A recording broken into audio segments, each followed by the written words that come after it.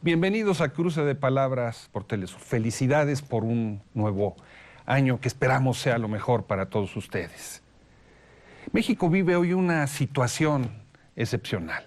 Han brotado protestas a lo largo de todo el territorio nacional como resultado de un importante incremento en el precio de los combustibles. Para analizar el origen de estas protestas y las causas de este gasolinazo, nos acompañan en el estudio el doctor Víctor Rodríguez, investigador de la UNAM, un gran conocedor del mundo de la energía, a pesar de que es físico, ¿verdad? Y economista y de todo. Y Arturo Cano, periodista del diario La Jornada, cronista, autor de un libro clásico sobre las protestas de los pobres, México de salario mínimo. Muchas gracias por acompañarnos, Víctor y Arturo. Gracias, Filipe. Gracias. Bueno, una de las cosas que explican, me parece, el porqué de esta ola de inconformidad tiene que ver con las declaraciones del presidente Enrique Peña Nieto hace un año, anunciando que ya no habrían más gasolinazos. ¿Les parece si las vemos? Sí, claro. Además, a partir de este momento, en 2015, ya no habrá gasolinazos. Gracias a la reforma Hacendari, por primera vez en 5 años, ya no habrá incrementos mensuales a los precios de la gasolina, el diésel y el gas LP. Además... Víctor, ¿cómo explicarnos este gasolinazo? ¿Por qué un aumento tan abrupto en los precios de la gasolina? Mira, la causa fundamental de este aumento tan fuerte en el precio de la gasolina y el diésel es la decisión del gobierno mexicano de transferir el mercado de la gasolina, de esos combustibles, al sector privado. Antes el Estado se hacía cargo a través de un sistema de precios administrados y una compañía pública que era bastante eficiente en el sistema de suministro de combustibles y nunca había habido escasez. Esta escasez que tenemos ahora en el norte y centro del país es la primera después de la expropiación petrolera. Nunca había habido problema de desabasto. Y lo que obedece es a un retiro por parte de la oferta de la compañía nacional, y tanto en importaciones como en producto nacional, para que entren las importaciones del sector privado. En esa apertura del mercado se necesita que Pemex se vaya retirando poco a poco y les ceda a los privados el espacio.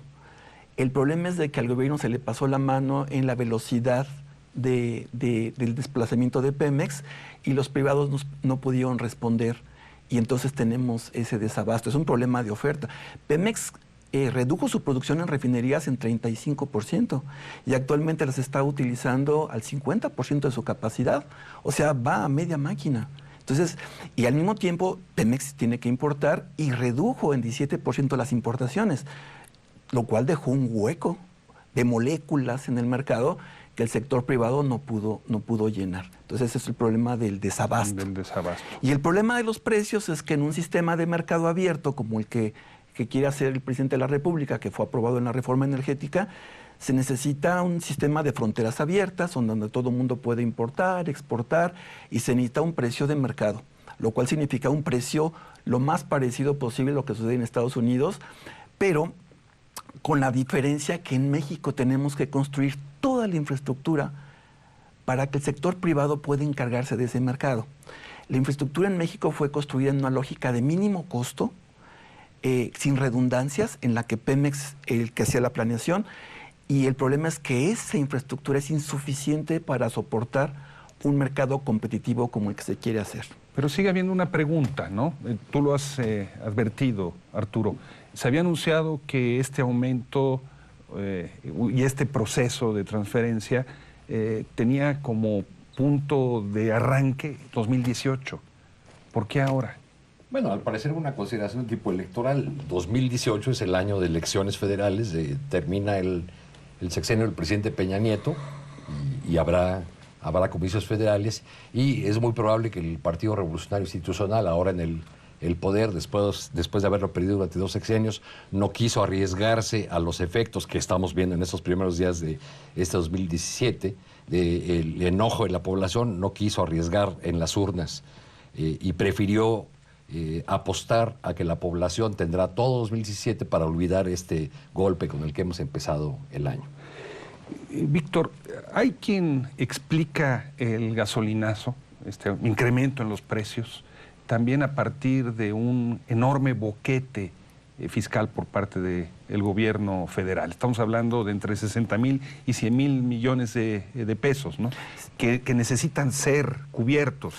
Sí. ¿Es esta explicación correcta? Sí, de hecho, el problema de la caída del precio del petróleo en el mercado internacional hizo que tuviera el gobierno federal un faltante, digamos, con respecto a lo que tenía tradicionalmente. Ese faltante es en realidad más grande, con respecto a 2014 y 2015, 2016, el faltante es de alrededor de 400,000 millones de pesos. No, bastante más entonces. Y entonces, lo que ha sucedido es que el gobierno ha tratado de compensar ese faltante con endeudamiento, que es uno de los grandes problemas que tenemos, con un problema también de déficit, pero también con incremento en los impuestos, en particular a la gasolina. Antes no había impuesto a la gasolina, inclusive había un subsidio que no salía de las arcas públicas, lo pagaba Pemex. Y entonces el subsidio siempre aparecía en las cuentas de Pemex. Y no había habido problema porque la empresa tenía suficiente como para amortiguar, digamos. Entonces, ese faltante se ha cubierto con el IEPS, que llamamos en México el Impuesto Especial a la Producción y Servicios. Y el año de 2015 tenemos 200,000 millones de pesos de impuesto nuevo que no existía el año anterior. Y este año aproximadamente van a ser 287,000 millones de pesos también en ese impuesto. Hay también entonces una disposición recaudatoria. Por supuesto, de las medidas del gasolinazo corresponde a una recaudación para tratar de llenar el hoyo que dejó la caída del precio del crudo. Arturo, hemos visto esta oleada de inconformidad en todo el país. Protestas, bloqueos carreteros, pillaje, motines prácticamente en algunos lugares, como lo vimos en la ciudad de Ixmiquilpan. Se ha dicho que el precio de la gasolina afecta sobre todo a las clases medias, ¿no? Pero sin embargo, estas expresiones de protesta parecieran estar protagonizadas sobre todo por la población de menos recursos. ¿Cómo es eso? ¿Cómo explicarnos una cosa de esa naturaleza?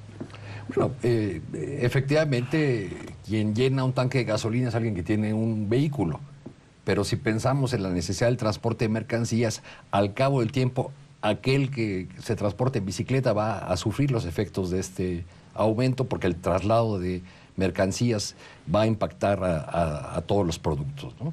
Estamos frente espero no cansar con la cuestión de las cifras, pero ahora que hablaban de los 400,000 millones, pienso en los 4 años que lleva Enrique Peña Nieto en el gobierno y en algunos cálculos que indican que la absurda guerra contra el narcotráfico, comenzada en el sexenio del presidente de derecha Felipe Calderón y continuada por Peña Nieto, indican que esa guerra cuesta 100,000 millones de pesos al año. O sea que llevamos gastado algo equivalente en esos 4 años de Peña Nieto a este gran boquete que ahora se quiere cubrir, aunque sea de manera parcial. Con respecto a lo que planteas de las protestas, yo creo que había que distinguir dos esferas. Por un lado tenemos manifestaciones en plazas públicas y bloqueos de caminos, carreteras, calles, de instalaciones petroleras, incluso de estaciones de servicio de gasolina, de ciudadanos que están indignados, enojados, que rechazan esta medida del gobierno y que se están cobrando también con esto otros agravios que consideran les ha hecho el gobierno. Y por otro lado tenemos los saqueos de comercios. Es lo que más luce, digamos, en algunos medios de comunicación, pero la relación, según recuentos que han hecho algunos colegas, o que hemos hecho con algunos colegas, la relación es de 4-1. O sea, 4 manifestaciones pacíficas y bloqueos por un saqueo de una tienda departamental o de algún negocio. Víctor, después de jugar golf en las vacaciones, el presidente Peña Nieto ha aparecido ante los medios de comunicación en 2 ocasiones para emitir un mensaje, no para admitir preguntas. Y en su último mensaje, él señalaba que la disyuntiva que tenía el gobierno mexicano era o aumentar los precios de la gasolina o el acabar con los programas sociales en el terreno de la salud, la educación, etcétera, etcétera. ¿Es eso cierto? No, ¿Esa disyuntiva es correcta? No, es falso. De hecho, el sistema de precios está basado en el costo de oportunidad. El gobierno mexicano vende la gasolina como si toda fuera importada de los Estados Unidos y no toma en cuenta el costo de producción interno. Entonces, el costo de oportunidad significa vender al máximo precio posible el producto que tienes en la mano. Y cuando dice que si vendiera por abajo de ese costo de oportunidad, habría un subsidio. Pero eso no es un subsidio. Subsidio es cuando vendes por abajo de tu costo de producción. Entonces, lo que está detrás es juntar la mayor cantidad de margen de beneficio para la hacienda pública. Entonces, esa manera de vender la gasolina obedece exactamente a decir: yo voy a sacar mi mejor parte en el mercado privado nuevo que se va a abrir, yo quito mi parte y háganle como quieran todos los demás. Yo ya me llevo 6 pesos seguros, que es lo que se está cobrando. Por ejemplo, en la gasolina Magna, que es la de uso general, 6.84 pesos es lo que cobra de manera fija el gobierno, y el precio puede subir y bajar para el consumidor, pero él ya se llevó su parte. Esa es la lógica que está detrás. En el momento en que hago un mercado privado, se vende al máximo y yo recaudo. Arturo, tú estás hablando de una relación de 4-1 en el estudio de lo que se ha documentado en las medios primeras de las impresiones que protestas. tenemos de esto, porque ni siquiera hemos podido documentar todas las protestas en el país. Son tan generalizadas, se han extendido tanto que los medios incluso y los periodistas hemos sido rebasados y no podemos hacer un conteo, digamos. Son datos preliminares, ¿no? Esos que tenemos. ¿El gasolinazo, tú dirías, es expresión de un malestar más profundo o tiene que ver solamente con un problema de bolsillo? Muy importante, pero solo con un problema de bolsillo. Bueno, el escenario previo al gasolinazo, el que vivimos en el año de 2016, nos indica un hartazgo de la población con respecto a la corrupción gubernamental. Según el INEGI, que es la institución pública mexicana que se dedica a estadísticas y encuestas, el tema de la corrupción pasó a ocupar el segundo lugar en las preocupaciones de los mexicanos, por arriba del desempleo, que había estado mucho tiempo ahí. Claro que la primera preocupación sigue siendo la seguridad, por la violencia imparable que hemos vivido en este país, ¿no? Pero la corrupción ha sido un elemento, ha sido la marca sexenal, y los casos de corrupción que se han multiplicado y de saqueo abierto, impune, cínico de parte de algunos gobernantes, creo que han creado este panorama de hartazgo social, de rechazo al gobierno. No olvidemos tampoco que 2016 fue el año en que México le hizo fiesta a un enemigo de México, con la invitación vergonzosa del presidente Peña Nieto a Donald Trump como candidato a la presidencia. Todos esos factores se conjugan para llegar al arranque de este año con este aumento y la multiplicación de expresiones de rechazo de la población variopintas, donde ha habido de todo, y no vemos una fuerza, digamos, organizada en todo esto, ¿no? Víctor Arturo, ¿les parece si vamos a una pequeña pausa? Y a ustedes, amigos y amigas, los invitamos a que continúen con nosotros. Volvemos en muy breves instantes.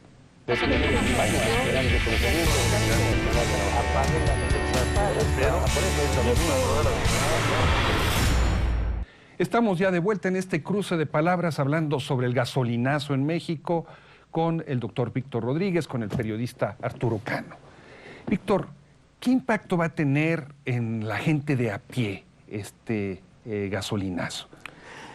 Mira, el gobierno ha estado insistiendo que no es un aumento tan grande. Finalmente 20% en el precio, como que no es demasiado. Y él saca estadísticas internacionales diciendo, pues el precio que estamos poniendo ahora, pues está como en la media internacional. La única diferencia es que no se está dando cuenta el salario mínimo que hay en México. Cuando tú ves la capacidad de compra de las personas, de las familias, es cuando te das cuenta que tenemos de las gasolinas más caras del mundo ahora. Porque se necesitan varias horas para poder estar trabajando, para poder comprar un litro de gasolina. Entonces, sí significa un impacto fuerte en la economía familiar. Ahora, hay un impacto directo e indirecto. El directo es en los automovilistas que se desplazan. Recordemos que México es de los países que más consume gasolina en este planeta. Somos el cuarto consumidor per cápita de gasolina porque el transporte que se creó en México a lo largo de muchas décadas fue basado en gasolina barata. Apostó a las carreteras en lugar de los ferrocarriles. Exactamente, medios individuales de transporte, no el transporte masivo, el transporte colectivo que puede funcionar muy bien, el transporte eléctrico, se basó en gasolinas y el impacto es que todas las mercancías en México y los servicios funcionan con gasolina. Entonces, no quiere decir que tenga el mismo peso en el precio de los diferentes artículos la gasolina para todos. No, pero sí tiene un componente gasolina en cada una de las cosas que se compran en México, en particular en la canasta básica. La distribución de alimentos en México, lo que consumen las familias mexicanas primordialmente con los bajos salarios, son bienes básicos que dependen del transporte de gasolina. Y lo que ya estamos viendo, hay aumento de 20% en la tortilla, de 20% en las legumbres, de 20% en las frutas, de 20% en todo lo que consumen las familias. Es la parte básica. Que no viene solo, ¿no? Porque viene también aumento a la luz eléctrica y aumento al gas doméstico. Sí. Son otros. Entonces, todos los energéticos se están moviendo y entonces el impacto sobre las familias es fuerte. Las protestas no son gratis, ¿no? Hay un impacto real en la economía familiar. En esas protestas, Arturo, hemos visto muy claramente el papel que están jugando los transportistas, por ejemplo, ¿no? Que han articulado muchos de los bloqueos carreteros, ¿no? Sean los transportistas que conducen esos grandes camiones de doble remolque, pero también los taxistas, en fin, ¿no? Y un variopinto conglomerado de ciudadanos, redes sociales, etcétera, etcétera. ¿Quiénes están participando realmente en estas expresiones de descontento? En primer lugar, los que tú dices, los transportistas, que son, digamos, la primera línea de afectación de esta medida, pero también hay organizaciones campesinas que dependen de los combustibles, también hay ciudadanos que se autoconvocan en las redes, gente que está indignada o que tiene afán, ganas de protestar contra ese gobierno. De otro lado tenemos los que han participado en saqueos. Yo en los primeros días vi en los saqueos, los que alcanzamos a ver aquí en la Ciudad de México, donde hubo muy pocos, y los que vimos nos llegan a través de las redes, o los que nos envían colegas de los estados, vimos claramente una intención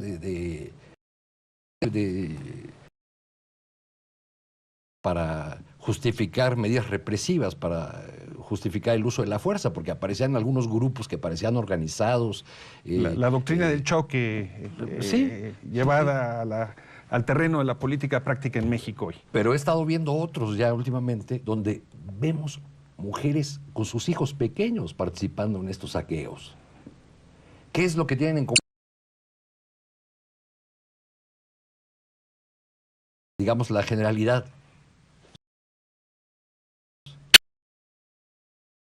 El gobierno ahora argumenta que no aplicar este aumento supondría recortar sensibles programas sociales. Bueno, pues esta gente que está participando en los saqueos, o al menos buena parte de ella, es gente que teóricamente o que ha sido beneficiaria de estos programas sociales al menos desde hace 30 años que comenzaron a aplicarse las políticas neoliberales para sacar a la gente de la pobreza. Evidentemente, a juzgar por esas imágenes, pues nadie ha salido de la pobreza con esos programas. Víctor, el gobierno y algunos analistas han señalado que esta medida de aumentar los precios de la gasolina es una medida positiva porque va a desincentivar, el uso del automóvil y del autotransporte, etcétera, etcétera. Sí. entonces que va a permitir cuidar más el medio ambiente. Salió el secretario de Ecología a decir que esto iba a ayudar a combatir el calentamiento global y no sé cuántas cosas más. Sí, yo creo que es una visión un poco distorsionada. El consumo de gasolina a corto plazo, los economistas dicen que es inelástico. Simplemente aumenta el precio y tú no puedes dejar de consumir gasolina. En el momento en que compras un auto, tienes que usarlo y no lo puedes llenar con otra cosa, no lo puedes llenar con agua, no lo puedes llenar con diésel, no lo puedes llenar con otra cosa. Estás atado al combustible. Tienes que pagar el precio. Y si el precio es el precio fuerte, te vas a pagar el precio fuerte. Entonces, lo que sí es cierto es que a largo plazo, a mediano y largo plazo, lo que se requiere en México y en general el mundo es reemplazar los combustibles fósiles por combustibles por energías renovables, limitar el transporte individual, masificar el transporte público, pero las soluciones son de mediano plazo. El gasolinazo es inmediato, es de corto plazo, no hay a dónde moverse. Tú puedes pensar comprar un auto eléctrico, por ejemplo, que ya hay, pero ¿quién puede acceder a un auto eléctrico cuando cuestan todavía mucho más caros, ¿no? Entonces, es un problema de que estás atado. Eres un consumidor cautivo de ese producto y estás a expensas de lo que te quiera, el impuesto que te quiera poner el gobierno y de los precios internacionales con esa lógica de costo de oportunidad. Entonces, no tienes para dónde hacerse. El golpe te lo dan. Ya está. Y ya está. Palo dado. Sí. A mediano plazo, pues ya puedes pensar que vas a tener otros sistemas, pero a corto plazo el golpe está. Arturo, en estas protestas da la impresión de que los políticos profesionales, los partidos, quedaron mal parados, ¿no? Los vemos algunos tratando de No, hay un partido de pescar. izquierda, llamando a una movilización dentro de 15 días, creo. ¿No? Llamando a la Sí. desobediencia civil cuando la desobediencia Sí. civil está en las calles, ¿no? Sí. Parece que ya llovió, ¿no? Pues al parecer quedan lejos de la realidad, divorciados de los ciudadanos, o en otros casos han optado por la prudencia, ¿no? Que es el caso de Morena, por ejemplo. Sí, podría ser el ¿No? caso de partido Morena, de López Obrador. que ha sido recurrentemente acusado por sus adversarios, lo cual se ha demostrado muchas veces falso, de ser un instigador de las protestas violentas, etcétera, etcétera. Entonces, pues no quieren que los liguen a este clima, sobre todo por el hecho de que mencionábamos, que lo que se destaca en muchos medios son las protestas, o más bien los saqueos, porque esas no son protestas, y no las manifestaciones pacíficas que se han dado, ¿no? Víctor, es muy interesante que en buena parte este gasolinazo fue producto de las políticas del anterior secretario de Hacienda en México, Luis Videgaray, que renunció a su cargo a raíz de la llegada a México de Donald Trump, de la que nos hablaba Arturo Cano hace un momento, pero el gasolinazo coincide con el regreso de Luis Videgaray, ahora la Cancillería, como si se le premiara por esta medida. Sí. ¿Cómo explicarnos eso? Bueno, lo que sucede es que en el mercado privado de gasolina que se está creando, necesitas un precio alto. Y entonces, el principal beneficiario del gasolinazo y de que México haya creado un mercado a través de las importaciones son los Estados Unidos. El principal comprador de la gasolina estadounidense en este planeta es México. Ellos están felices. Las refinerías que tenían bajos márgenes de beneficio ahora están trabajando muy bien, a plena capacidad, para vender gasolina a México. El gobierno dice que importamos 70% de las gasolinas, pero como si fuera algo que se deba a la divina providencia. No, es y una no consecuencia decisión. de decisiones que se tomaron durante muchos Es una años. decisión de convertir a México en un importador de la gasolina de Estados Unidos. Luis Videgaray, las ligas que tiene con el grupo BlackRock, que está comprando literalmente Pemex, que se están metiendo en todos los lugares de las inversiones de petróleo y electricidad, son inversionistas. Hay que seguir la pista del dinero, como las novelas policíacas. Se necesita un precio alto para hacer rentables todas las inversiones. Hay que construir ductos, se quiere construir más refinerías, pero primero que funcionen muy bien las americanas vendiendo gasolina y eventualmente pues, se puede construir una gasolinería aquí. Y entonces, porque la lógica es la integración energética de México con los Estados Unidos, hacer un solo mercado, y ese mercado va a ser dominado por las firmas dominantes en los Estados Unidos, y las estamos viendo. Ahorita los grandes beneficiarios es la firma, por ejemplo, Valero, una de las grandes compañías de refinación en los Estados Unidos, pero después ya vienen las grandes, viene ExxonMobil, viene Shell, viene British Petroleum, que están ahí, ya están participando en la exploración, producción, ya ahora en el mercado que van a entrar al mercado de la gasolina. Es parte de la privatización del sector energético a partir de la reforma decretada por el presidente Luis Videgaray y en asociación con los Estados Unidos. Arturo, ¿qué futuro le ves tú a estas protestas? Yo sé que es una pregunta para hacérsela a algún oráculo, ¿no? Déjame, el precio no puede más que subir, ¿eh? ¿No va a bajar? No, no.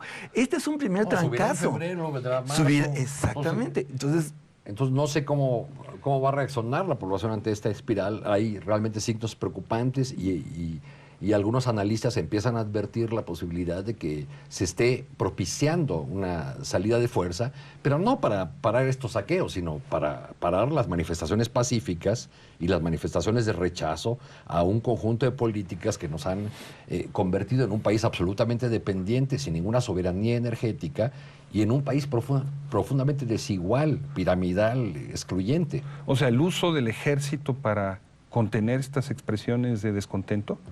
No hay que olvidar que es una posibilidad, pero no hay que olvidar que en el Congreso está en puerta la entrada de una llamada Ley de Seguridad Interior, que se va a discutir, que supuestamente está dirigida a legalizar el papel que de manera irregular y anticonstitucional las Fuerzas Armadas han desempeñado durante los últimos años, cuando las sacaron a las calles a combatir a la delincuencia organizada, al narcotráfico, y las metieron a tareas de seguridad pública que según la Constitución no les toca. Entonces sí hay una posibilidad de endurecimiento, de un riesgo grave para México.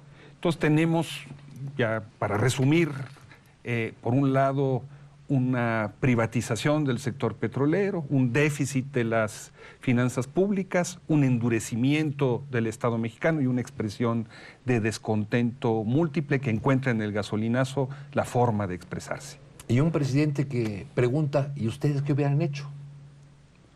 Como culpando a los ciudadanos, como tratando de evadir los problemas y el peso de las decisiones que se han tomado en su gobierno. Víctor, Arturo, muchas gracias por a ti. acompañarnos hoy en este Cruce de Palabras, y ustedes, amigos y amigas, les agradecemos su amable atención el día de hoy, y ya saben, los esperamos en la próxima, aquí por Telesur. Pero